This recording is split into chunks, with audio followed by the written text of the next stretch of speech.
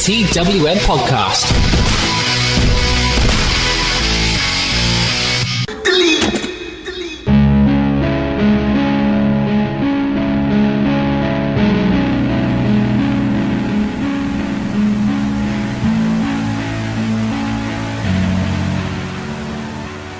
And this is where I would normally be saying it's that wrestling podcast. We're still in the usual places: iTunes, SoundCloud, Apple News, wherever you get your podcast from, be it on Android, Apple, or otherwise. But this is not no ordinary podcast. No, you're listening to the Total Nonstop Delete cast, an exclusive, special, festive, broken edition of the podcast where we're going to discuss one of the most interesting events of 2016 in terms of the pro wrestling calendar, and there has been a lot. We are talking about Total Nonstop Deletion. In this case, broken Matty Deller, if you will. And alongside me, I have a semi-special guest. It would only be suitable to have this person on, so I can simply say, Brother Brendan, I knew you'd come. Yes, I have arrived to talk about terrible wrestling events. This is my brother Jack. We brought him on for one specific reason, and specific is the word I meant to say there instead of stumbling over it. Is that you're not the biggest wrestling fan in the world. You watch it. You would you call yourself as a casual fan? Yeah, I'm a fan through osmosis. Thanks to you. Yeah, but you have one specific niche, which is stuff that is so bizarre or rubbish, so absurd and just nonsense wrestling. Therefore it becomes entertaining. So kind of let's go through your kind of list of favourite things in wrestling that you enjoy. So it depends how you want to go about it, because like there's always the Ultimo Dragon actually just falling over in his own entrance. I'm not joking. This gets brought up on a monthly occurrence. It's like the most vivid wrestling memory you have is Ultimo Dragon falling over a WrestleMania 20. It's really funny. He just stacks it and eats it so hard. I'm pretty sure you were 6 years old at the time. Yeah. So, and this is what, it must be, around about 6-7 years old when it happened. And then in more recent times, when you've kind of seen stuff me watch stuff from the past here, you've really become accustomed to the life and times of Kane and Big Show. Of Kane and Big Show. Their dysfunctional relationship. Specifically the Big Show between the years of 1995 and 1999. Yes, the special times. Yeah, Halloween Havoc. Where he falls off the roof and somehow survives. He dies but doesn't die. The monster truck fight. The Big Boss Man and Big Show fighting for who's my daddy. Fighting over who is the most big. I believe is what those. It was real right to the name Big. I'm sure that's how it actually went. And that only expired a couple of years ago when Big E came around. So the legal rights have only just expired. And so I kind of brought you in because I know that you have a vested interest in kind of weird things in professional wrestling, and this is definitely one of them, because I remember several months ago, when you were back from university, showing you the final deletion, and I don't know what your emotions were of that. You were kind of... It was... confused? Traumatic, I guess. It was an event. You could describe it as that, I think. And now we're getting to the kind of the epicenter, the apex of this Hardy situation, where there's a 2-hour show, Total Nonstop Deletion, live from the Hardy compound. I'd already watched it, but we just sat down and rewatched it again, and we're going to kind of go through it blow by blow, pretty much, of everything that happened. So, we might as well get right to it.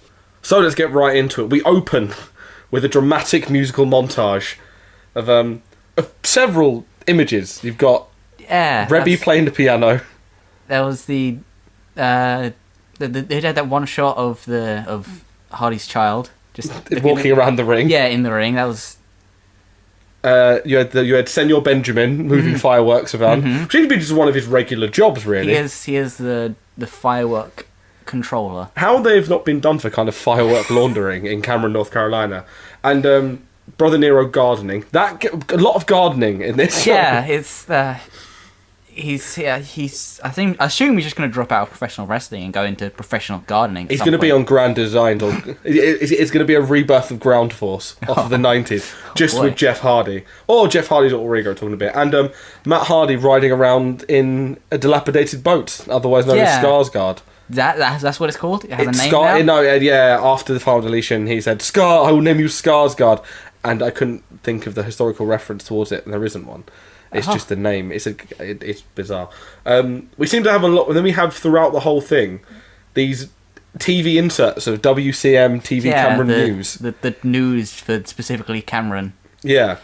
Talking about the final or the total non-stop deletion, and a random volcano as earthed itself in Cameron, North Carolina, and we get our first kind of your first interaction, and not mine because he was on the trick or treat or delete or whatever it was on Impact of Itchweed, which is one of other Jeff Hardy's Alter Ego. So you have kind of Jeff Hardy, Brother Nero, Willow, the one with the umbrella, and you have Itchweed. So what were your first impressions of Itchweed? When he was speaking at one point during the news interview, he seemed to just speak like Boomhauer from King of the Hill, and I was really confused. Solid reference. It was definitely like some kind of attempt at Boomhauer. I'm not. It was awful, isn't it? It was nonsense, but there was words. It's scary. I think that's North Carolina. I think it probably is Cameron. Fair enough. If you hear Trevor Lee talking later on in the show, that's pretty much it. Your first bit of pedantry was over where the place was set. It's not a dome. It called it the Dome of Deletion, and it's not a dome. That was the first thing you said to me. Fundamentally, it's not a dome. You turned around to me, I was like, it's called the Dome of Deletion. You went, it's not a fucking dome. It's not round. The only trait it shares with the dome is that it is a shape. There we go. It is a similar shape, therefore it can be called a dome. There's a crowd of 50 people in this shed. It's literally a shed. Yeah, it's a very large shed. But somehow it's still louder than the Impact Zone, which is hilarious. Sad, really. We also are getting slightly worried with how similar the delete hand gesture is to a certain right-wing hand movement.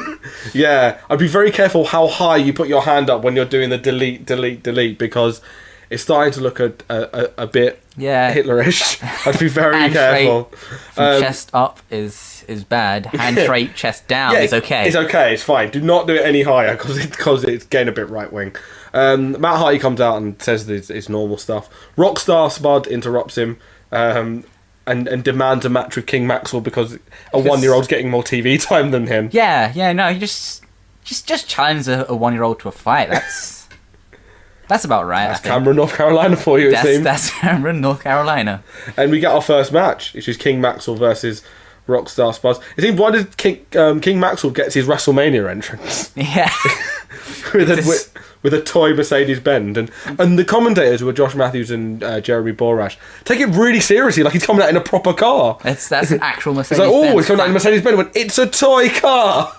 What are you doing? It's a real car. It's just child sized. Oh, by the way, however, once Matt Hardy brings out and he puts it licensed official, he makes it a no disqualification match, and straight away Senor Benjamin just tasers Spud, and the 2-time X Division champion is pinned by a toddler. Yeah, it was a good match. I think it was really, really hard hitting. 5 stars. Very similar to Kobashi. Mizawa in early 90s New Japan, yeah. Rockstar Spud really sold those moves well, I think. Did you know he's not the first baby to win a professional wrestling match? No. That honour goes to Mr. Kevin Owens' son, Owen. His name's not Owen Owens, I'm just pointing that out there. Yeah, but you know his name. During after a match in PWG, he picked up his son to pin Super Dragon. Oh. So technically not the first toddler to ever win a wrestling match. I know the pin was done by El Generico, but still counts. We then get... then he lost toddler. Then the first random cameo of the night, the Disco Inferno is there. Yeah, just being glad that he wasn't the one getting tased. Yeah, he wasn't the one getting jobbed out to a toddler. Yeah. But somehow that's not the weirdest cameo in this show. It really is. There's more. Then we have Lashley arrive in his fancy car. who's the challenger for the world title match, the world champion seemingly Just wanders through the woods. wandered in from Florida, I guess? I like to imagine he just wandered and accidentally stumbled across this whole event. It was like, I just come out of the impact zone, took a wrong turn at Albuquerque, and ended up here. It's bizarre. We get another news report talking about the roads being closed, and then Shane Helms turned up in his Beverly Hillbilly style pickup truck with Trevor Lee and Andrew Everett in the back. The Helms dynasty. These are two guys from North Carolina, basically kind of second generation Hardy Boys that aren't brothers, if you will. If this was a proper wrestling podcast, I'd be talking about how good Trevor Lee is and how amazing Andrew Everett is, but this isn't about wrestling. This is a special event. This is there is a great hurricane pun though. Yeah. By Shane Helms when he says, there's a natural disaster. I know a thing or two about natural disasters, and then just drives off. Then the Rock and Roll Express turn up. Yeah. Do you have any idea who the Rock and Roll Express are? Vaguely. I recognise the name mostly, but not much more than that. Yeah, they're a very old tag team from the 70s and 80s. They were, if you look at it, to use a Christmas kind of reference, Hardy's, maybe you could argue kind of the babyface tag team of the fiery high flying tag team of Christmas Present.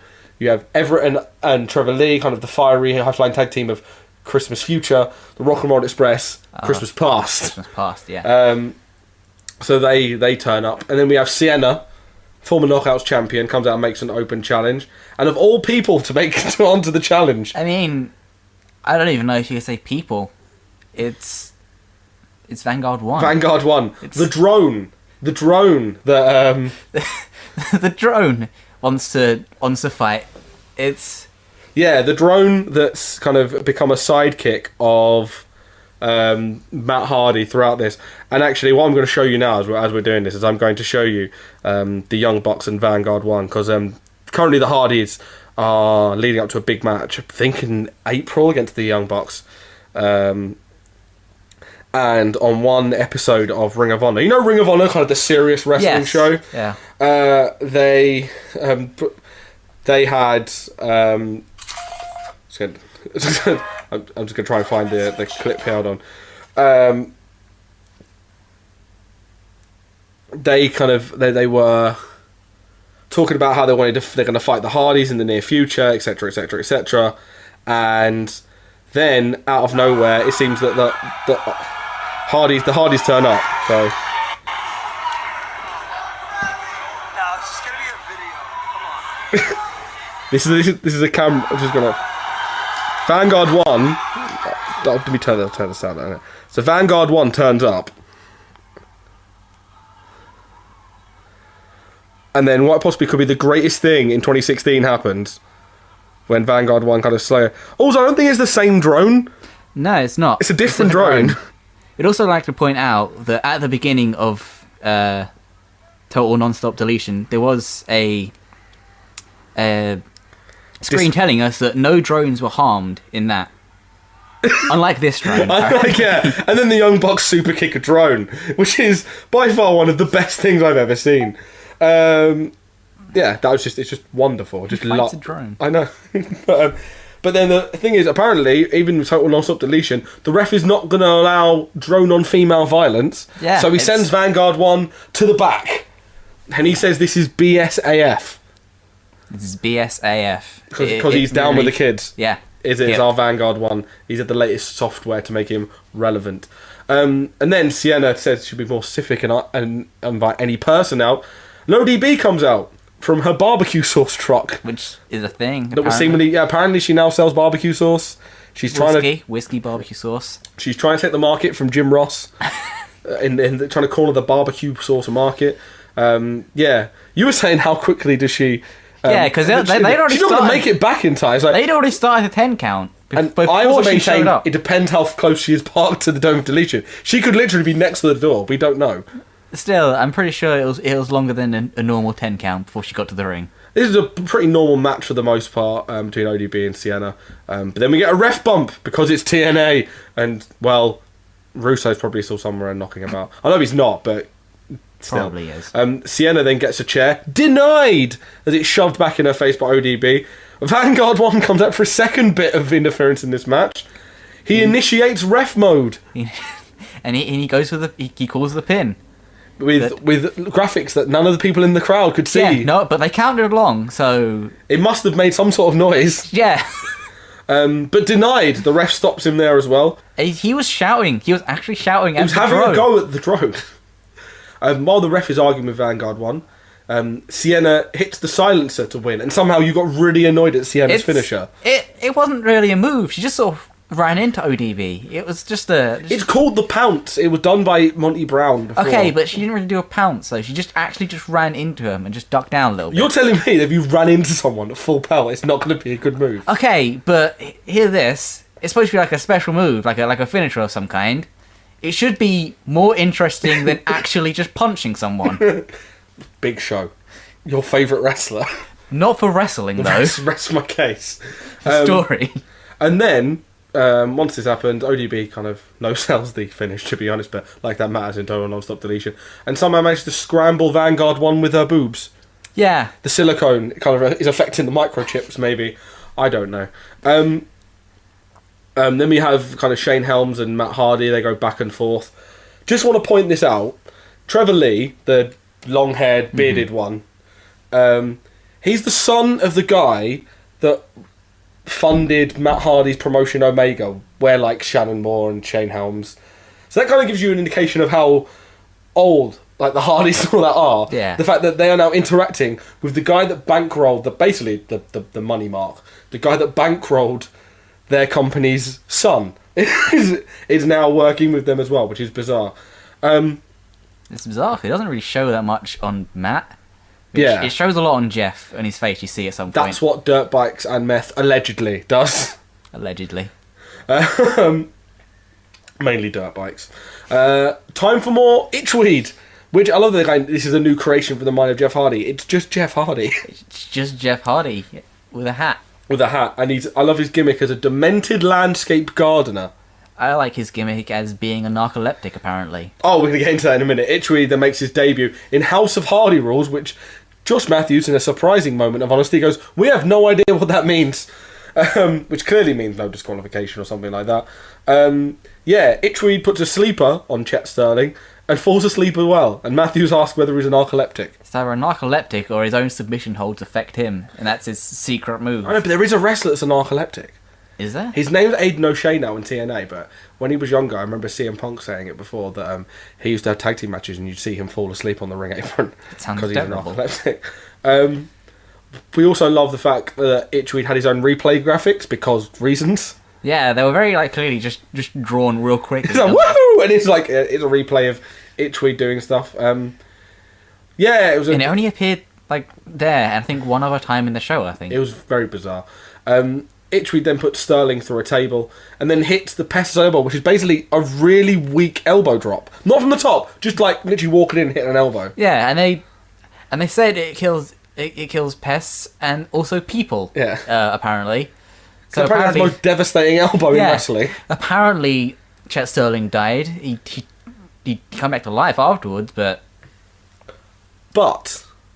somehow Itchweed then doesn't kill Chet Sterling. Yeah, he's not dead, and then by taking his frustrations out on him with a weed whacker. Somehow, barely escaping with no actual wounds, but a ruined shirt. Considering this happened in CZW, someone's been hit with a weed whacker on multiple occasions with it in CZW while it's turned on, and it messes you up. Yeah, I can imagine. Then we get a Hardy flashback to kind of kill time. The Hardy family meet some animals. Yeah, they a giraffe as Benjamin Franklin. It was giraffe as George Washington. Oh, George Washington. Sorry. It was giraffe Washington. And then him going, "George, you're such a jokester." Yeah. And also, this is the Hardy flashback, basically to kill time. It is because they played segments out in full for a good 5-10 minutes. Clearly, they didn't have enough material, or something didn't work out. It was world building. It was story. I did enjoy. This is also when Matt Hardy doesn't really know his accent, so he kind of dips in from English to South African. Yeah, it was really bad there. He does he literally goes from trying to be some sort of bizarre English Moriarty or something into being "Get me Officer Riggs, diplomatic immunity from Lethal Weapon 2. Yeah, or yeah. Oh yeah, that's about right. Lethal Weapon 2. Would you be upset if I told you the fact that there was meant to be a match on here which pitted Grado, and you're aware of what Grado is, who Grado is, I think. Up against a kangaroo. There's meant to be that match meant to happen as well. Actually, no. Really dangerous. Yeah. Like, that would be horrifying to actually see. Because you saw Jeff Hardy kind of try and fight a kangaroo. And Matt. And the kangaroo's beating the piss out of them. Yeah, it's like, kangaroos are really dangerous. That's a really bad idea. And then we get to the TNA World Championship match, Bobby Lashley versus Eddie Edwards. And the first point you noticed was about Lashley coming to the ring. Wait, what? That he read about the stairs. Oh, he just sort of gives the stairs a gentle tap. He doesn't He puts a massive build-up into it and then just goes, and he taps the stairs. It was a really good little match, but we're really not here for that, so and then Bobby Lashley powerbombs Eddie Edwards into the crowd. Yeah. Takes out near enough 3/4 of the audience. And they sold it, at least. They were into it. Also, did you notice that the crowd noise didn't kind of go down? Either they were still cheering as they were unconscious on the floor, or they were adding that in afterwards. It's like the episode of Futurama where Bender's human and he dies, but it's just the air escaping from Woo! That's what it was. They're all just there, and it was just the air escaping from them as they died. That's what happens when you get a breast powerbomb at you. Mm-hmm. Then they go through a wall. And all of this, they then do a flashback of the thing, like the delete or decay, and they show all the stuff of Rosemary and Hardy exchanging mist, people getting buried, and I was thinking, with you watching this without context, I imagine this is very confusing. Very confusing. I didn't give you any context. I've seen the Final Deletion, and I've seen this, and I feel like I've missed an entire actual story arc. Yeah, no, you've missed delete or decay, and you've missed the Great War. The Great War? Yeah, the Great War, which was quite good, actually. And then I love this, they come back and Matt Hardy just says, fuck it, they can continue, but we're starting the next match now. Yeah, they just go out the door and they go off fighting into the woods, and that's it. Fuck it, doesn't matter, we don't care, we're going to carry on this match. Yeah, so that match literally just goes on. That match, we also, if you think about it, that match never actually ends. No, it doesn't end, does it? I don't think. If they start the next episode of Impact with Lashley and Eddie Edwards fighting back through into the Impact Zone, you have my money. Yeah. Because that's booking. That's continuity, goddammit. They fight through the woods and the same path the champion took coming in. Yeah. Then they fight that exact same path going all the way back to whatever. Up and down a ravine like in The Simpsons. They're fighting for like 10 or so days, like fucking Gandalf versus the Balrog in Lord of the Rings. Yeah, just constant fighting. It's all the way through and they fight to the ring. It's like... Yeah, the TNA have gone through a lot of stuff this year. Lawsuits, Billy Corgan being there, Billy Corgan leaving, them nearly going out of business. I think about 6 times, but if they can get this, all is forgiven. We will forgive them for all their problems. But now it's time for Tag Team Apocalypto. Now let's put this into perspective. For each of the other bits in this match, I think there's maximum, about 5 bullet points each one. Yeah. This one match has nearly 40 to 50 bullet points because so much happens. So basically, it's a Falls Count Anywhere, seemingly in the world. Yeah, it was Falls Count literally anywhere. It wasn't just within the arena because it wasn't really an arena. It was the shed, it was and a then shed, Cameron, and then, North Carolina. Yeah. And literally it was open to anyone. Anyone could turn up at any time and join this match. Actually anyone. So technically, if you pin, couldn't someone go, yeah, we're still in this. Like, just rock up and we're still in this match. But yeah, just walk in at the end. Let's not look at holes, because let's look at the important story part of this. Yeah, so in which that if the Hardys don't win... The world ends. Well, at least Carolina is destroyed. The world ends. Well, the epicenter of the world, one would Carolina. Yes. Carolina. So we start off with the Hardys, the Rock and Roll Express, Trevor Lee and Andrew Everett, the Helms Dynasty, and Decay. And then straight away, the Dome of Deletion is evacuated due to Apocalypto, which will be the second TNA event that's been evacuated. There was one where there was a fire in the roof. They had to evacuate everyone out for an hour.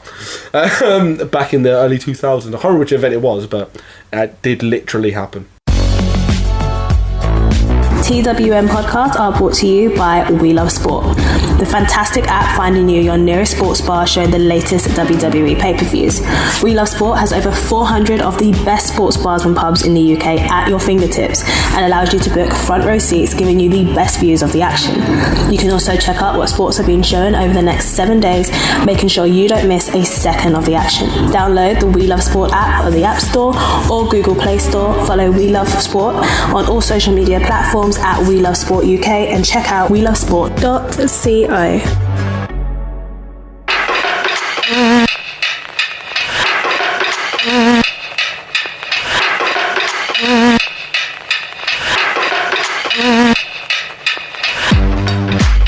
TWM podcasts have joined forces with WrestleCrate, the original and best monthly theme, monthly wrestling subscription service to bring you a fantastic deal. If you use the code TWM Wrestling when you sign up to a monthly subscription at WrestleCrate.co.uk, you will receive a free item in your first month's box. Then, if you stay for another month, you'll get a second free item. And then, if you stay for a third month, you guessed it, we'll give you a third free item. It's as easy as 1, 2, 3. WrestleCrate brings you the best swag from the biggest companies and names in the wrestling world. We're talking t-shirts, photos, pins, DVDs, vinyl figures, and loads more from WWE, Progress, Shakara, NXT, Fight Club Pro, and loads more. That's WrestleCrate.co.uk and use the code TWM Wrestling for up to free items, all thanks to WrestleCrate and TWM. Yeah, so to evacuate due to Apocalypto, or to signify that the long pre-record they'd already done is now being played.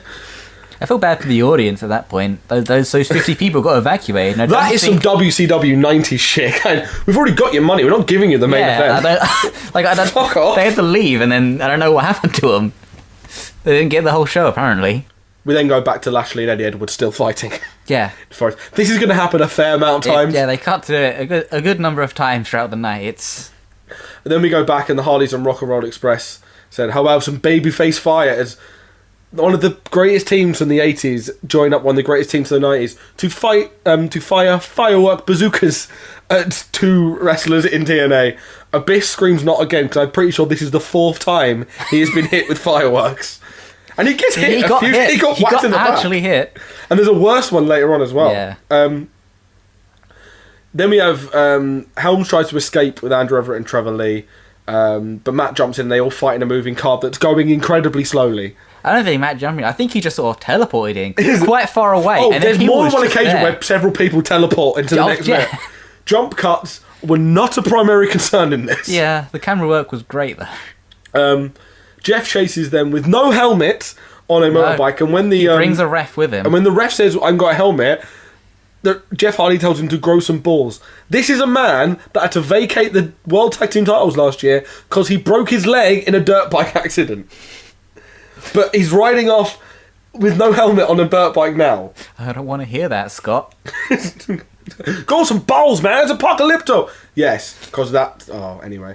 Then, basically, a gaggle of random tag teams turn up, and Decay legit murders the first team that come through. Yeah, they just kill people. Like...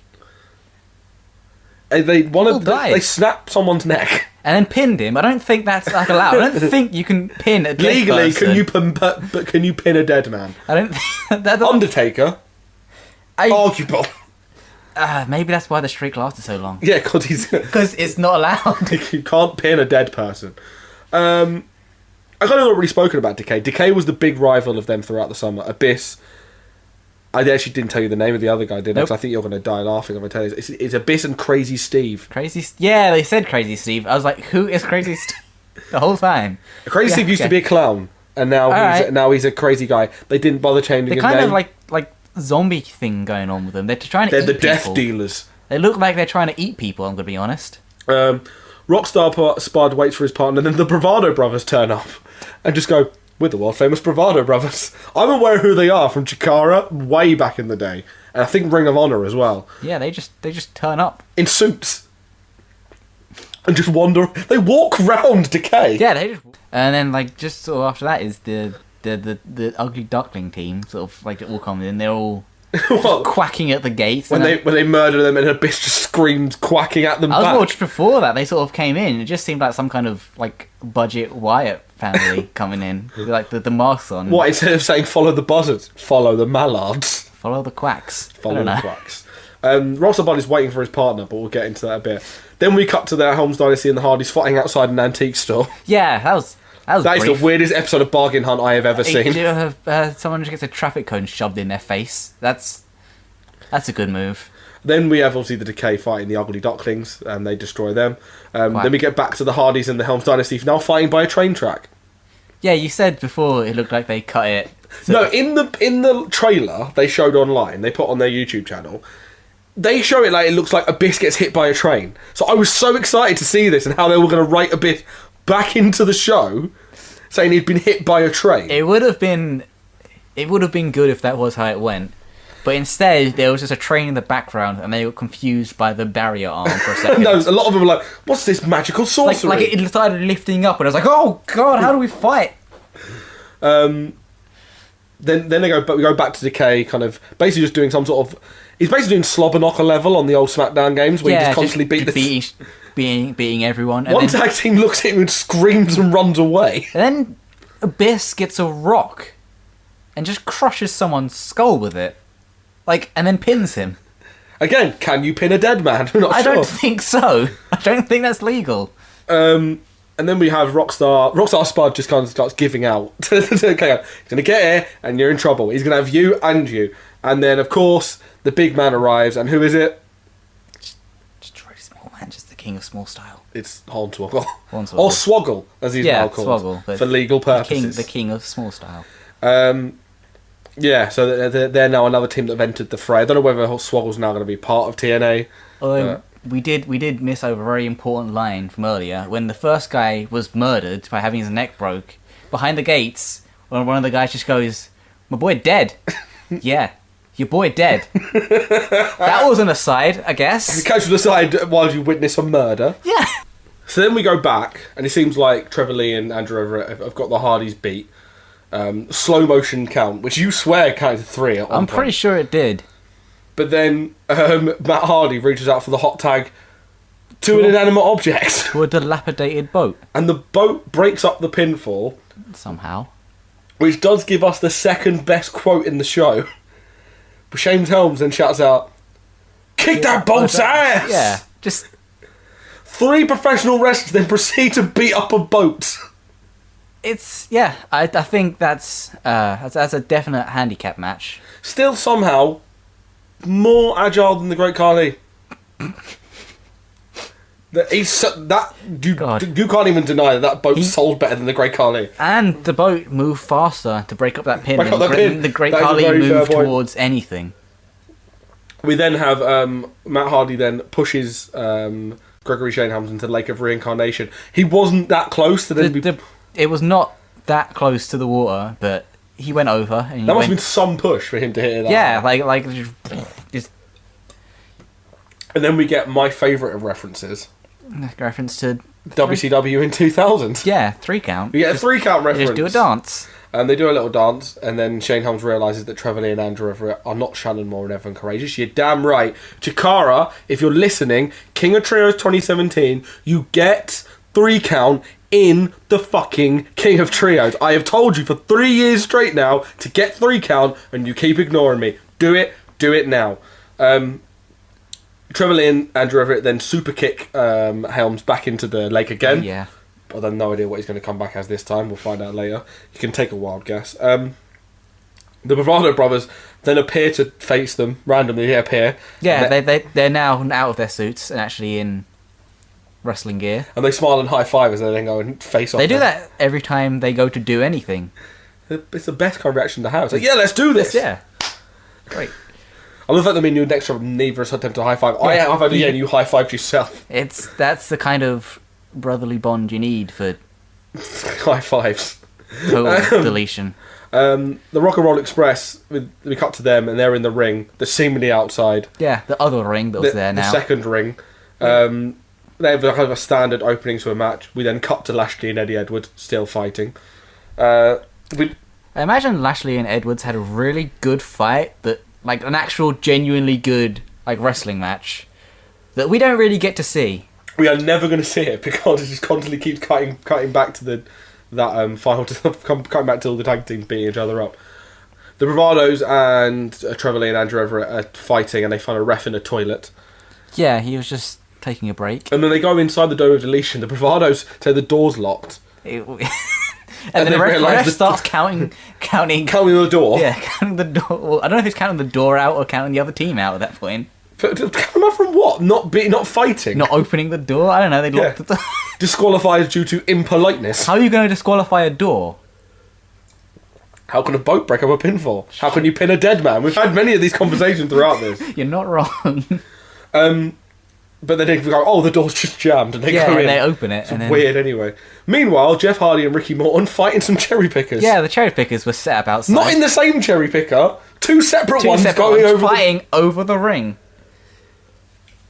And then, meanwhile, once Matt Hardy disposes of Robert Gibson, he rises Ricky Morton up into the sky in the cherry picker, and Ricky does seem legitimately pissed off that he's that high up. Just a little. The Bravados and the Helms Dynasty are still fighting. Jeff Hardy inexplicably does a swanton from a cherry picker, which wasn't that high up. It definitely wasn't the highest he'd ever done, and he just eats it. It just hits. It looks super sore. It just hits. He just eats shit as he goes down. Then we get our first elimination as Matt Hardy hits Robert with a twist of fate. The Rock and Roll Express are eliminated. They're the first ones out. We go back to the Bravados. Well, technically, you got the... Okay, you have the other people that are murdered. Yeah, they're not in it anymore, the realistic teams. Yes. The Ugly Ducklings were not going to win the tag titles. You don't know that. We go back to the Bravados and the Helms Dynasty all down. Spud and Hornswoggle do the comedy, both looking for the curtain, one high, one low. Yeah. Swoggle then hits a few people with chairs, and Spud pins one of the Bravado Brothers. The Bravado Brothers eliminated. I'm not sure whether this is their debut in TNA. I really hope it is, because it's hilarious if it was. They're just wandering into this fight. Knowing that Spud was very rude to Swoggle at that point. He just shoves him out of the way to get that pin. Yeah, I do love it. Yeah, and then... there's no need. I love the bit outside when he's like, he robs his head, don't do that. I'm a grown-ass man. Then Spud just pisses himself laughing. Yeah. And then we have WCW 2000 booking as the tag team that's just got together breaks up because Swoggle power bombs and splashes Spud and leaves Trevor Lee to pin him. So now Spud, Swoggle are eliminated. Lashley and Edwards are still fighting in the woods. Yeah. Ricky Morton's still up in the cherry picker. And then Road Warrior Hawk turns up. Just shows up. Just looks like a really weird sign. Like, oh, that Matt Hardy's got you in some trouble again. Like, okay, Hawk, you gonna help or? Nope, you're just gonna do that. Right, and then he's in full face paint and everything, but that's all he does. Yeah, that's literally it. It's a t-shirt and his full face paint. Finally, the DCC turn up. They have all their masks on, this anonymous thing. And then this random guy turns up dressed as the DCC. He gets knocked out, pinned straight away. James Storm is really pissed off. The DCC are eliminated. What were your thoughts of the DCC watching that? I'm pretty sure 7, 8, 9, however many people there were, doesn't count as a tag team. But yeah, do you reckon the DCC are a serious thing, or do you reckon that I don't think they're serious at all. I think it's just some kind of weird anonymous joke. That's it.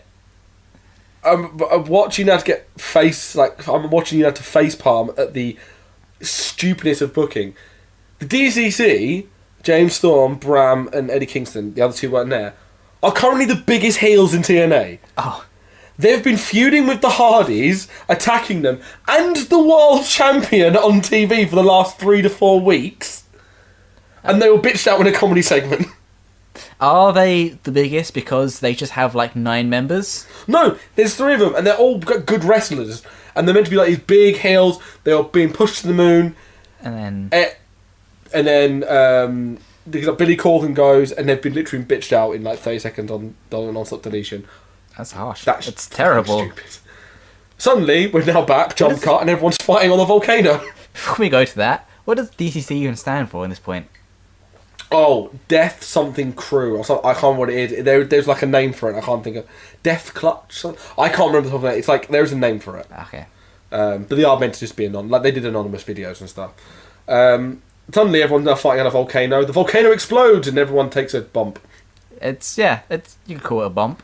Everyone just falls backwards. Yeah, they just sort of fall vaguely away from the volcano. Mm-hmm. Say volcano, but you can't put enough air quotes around volcano. Fire and fireworks coming out of a hole is their version of volcano. It's a small hill with a hole that has fireworks in it.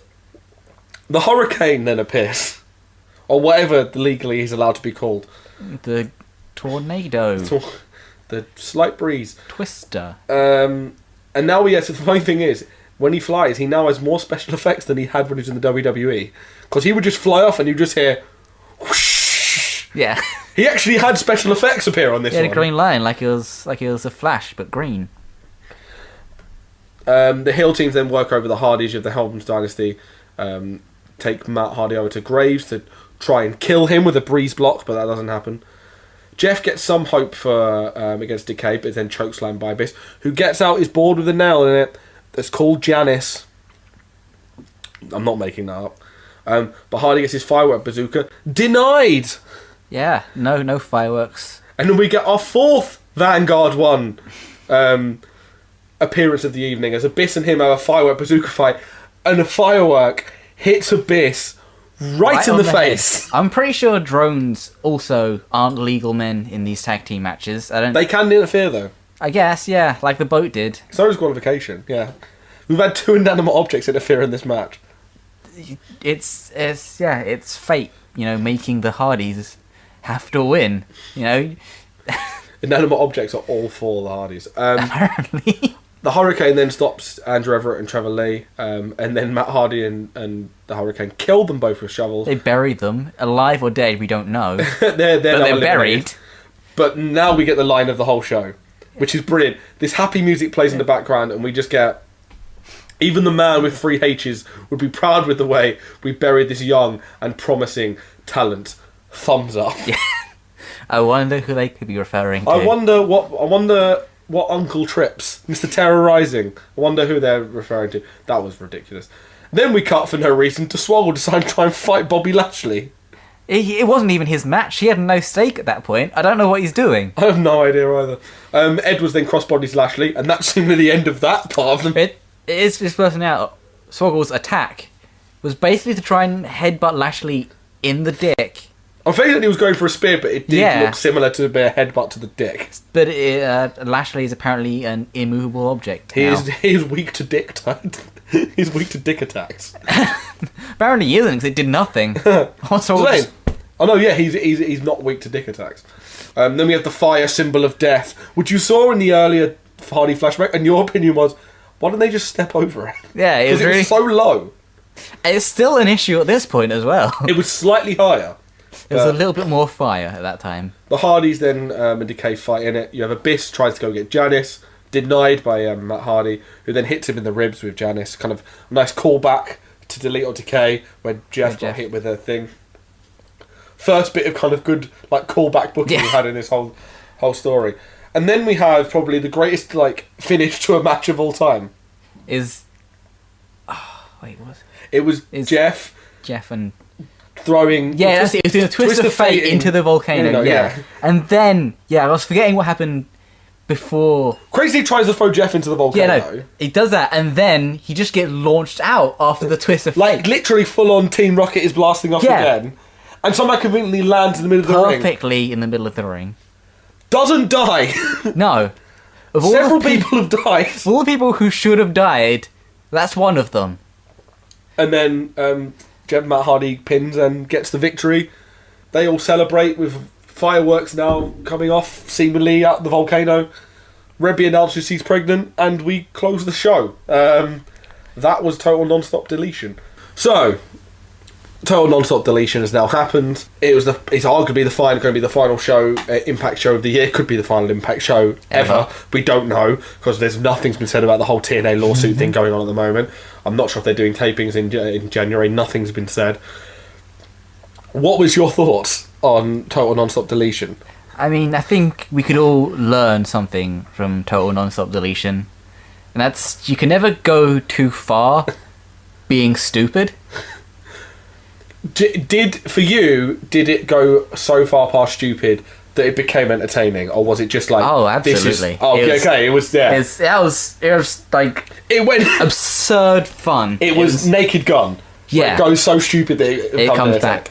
Yeah, because this kind of has the whole Broken Matt Hardy thing has mixed reviews. A lot of people say it's stupid, that it's like mocking wrestling. For me, it's made Matt Hardy arguably the best wrestler of 2016, because they've done something so different that everyone's talking about it. And like, yeah, his whole thing is really dumb, but his performance of it is really good. He's Like, doing this crazy. He's so committed to it. Yeah, Like, he's like on TNA TV, he's like pulled a fan out of the crowd and like bit in their ear, so it's bleeding, got blood all over his face. He's like hypnotized people to do the delete thing, which does look very Hitlerish Yeah. still.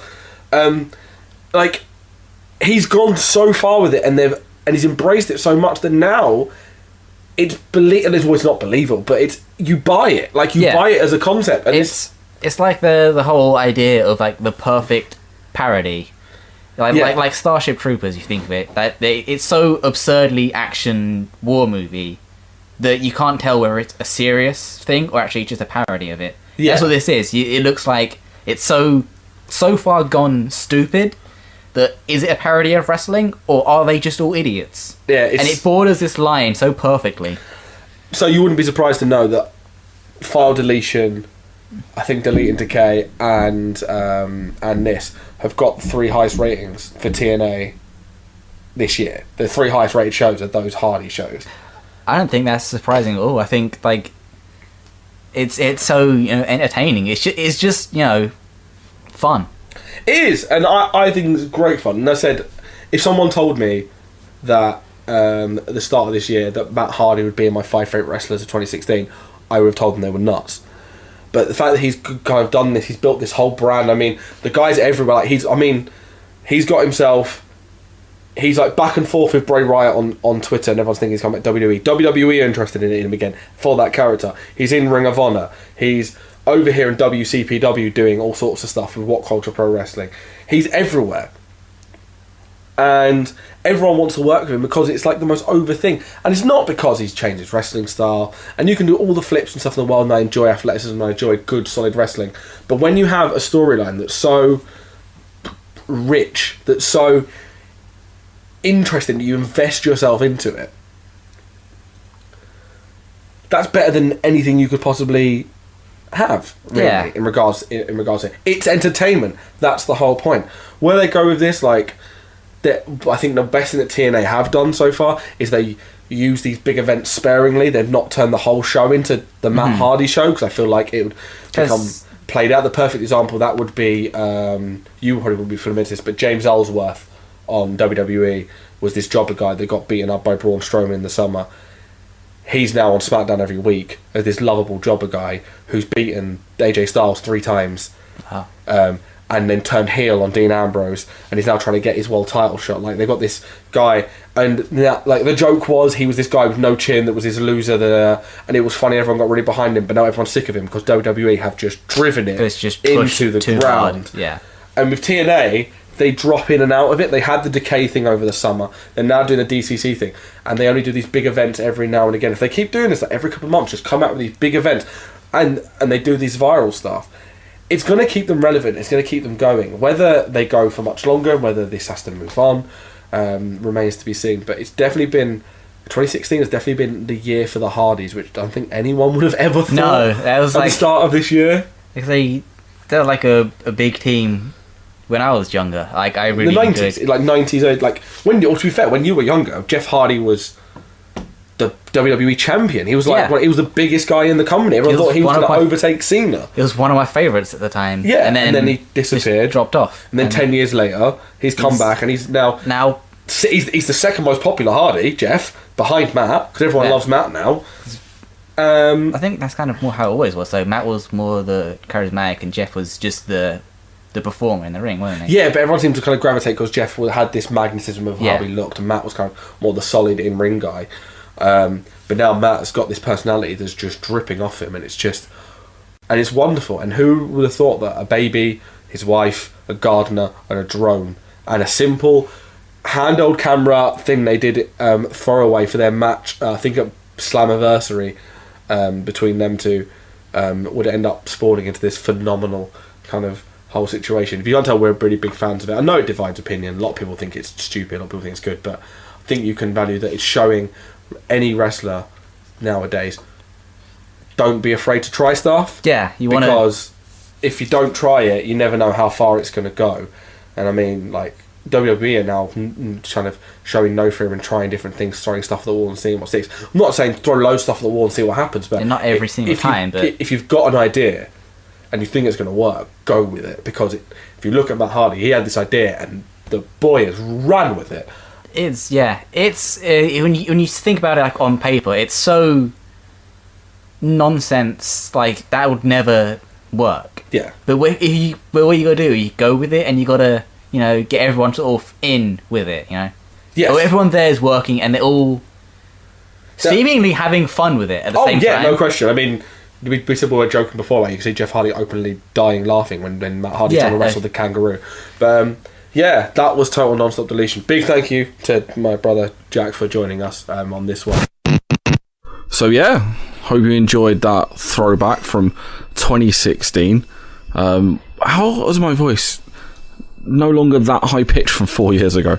That was insane. But yeah, thought we'd enjoy this little throwback on Easter Monday, especially with all the Boneyard matches and Firefly Funhouses and rumours of an Elite Deletion coming to AEW. We thought we'd have a little look back at the time where the whole broken Matt Hardy and these cinematic matches kind of really kicked off 4 years ago. Now, I've just jumped in here because obviously all the details at the end of the old podcast are out of date now, so I'm just going to run through all of it. If you want to get in touch with us, Facebook, Twitter, Instagram at TWM Wrestle. We're also on Twitch, twitch.tv/TWM Wrestle. Please go follow We Love Sport, welovesport.co and We Love Sport UK for all their stuff. Fantastic app helping you out when you're trying to watch WWE shows when we're not all stuck inside. And wrestlecrate.co.uk. Use the code TWM Wrestling for up to 3 free items in your monthly subscription box. Big thank you to my brother from 4 years ago for doing this podcast then. Don't know why I'm doing that. And a big thank you to you guys for listening. Normal service will be resumed tomorrow with more Raw and then AEW and indie stuff and SmackDown. We've got all that going through the rest of the week. Rest up. Don't eat too many chocolate eggs. Wash your hands. Love you all. Bye.